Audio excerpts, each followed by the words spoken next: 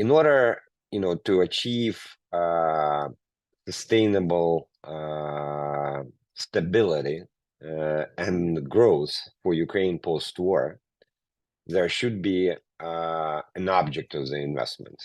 And I don't mean kind of private-to-private transactions; those will happen, but they will not move the needle for the economy. And in the end of the day, the role of the IFIs and everybody that wants to help Ukraine is to effectively create the tide of capital that can come and start turning around the macro fortunes.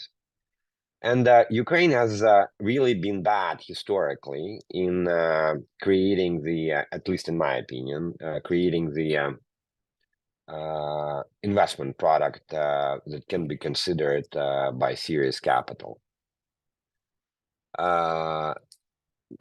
During my conversations and interviews historically, so in terms of which sectors are the most attractive for investments, and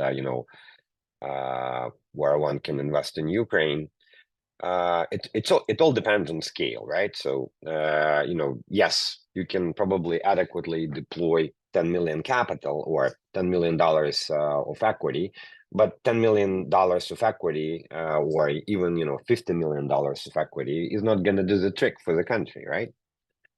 What is going to do the trick for the country is large attractive projects. I'll give you an example, which is quite interesting. So throughout conversations and past years of privatization, Ukraine at best raised $20 billion. The law on green energy, and which I consider to be kind of so far the best and the most successful government or state-sponsored investment program or reform, whatever you call it, has attracted between $9 to $12 billion as a combination of equity and financing.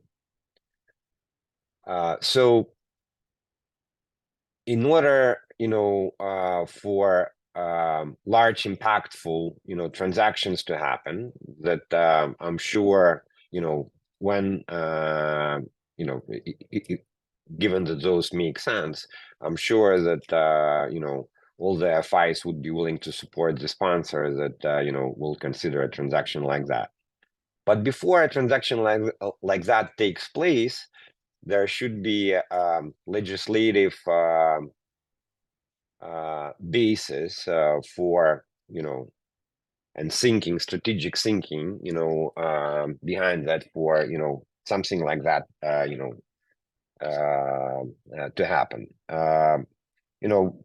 A good example would be privatization and reform of the railroads of Ukraine. And just if you are thinking big, where can one deploy billions of dollars? So and how kind of the state can benefit from that. So the oil and gas sector, as Bojidar mentioned, is another one. Because believe it or not, in terms of reserves, Ukraine is the third largest country after Norway and Netherlands in terms of reserves. And which means that Ukraine, from a net importer, I'm talking about pre-war data, from a net importer of gas can become a net exporter of gas if those reserves are developed. But somebody should encourage the development of those reserves. What it would be, decreasing, dropping royalty for new projects, with attaching conditions on faster development, be it other forms of stimulus, needs to be decided and thought about. But those things create employment. Those things affect energy independence.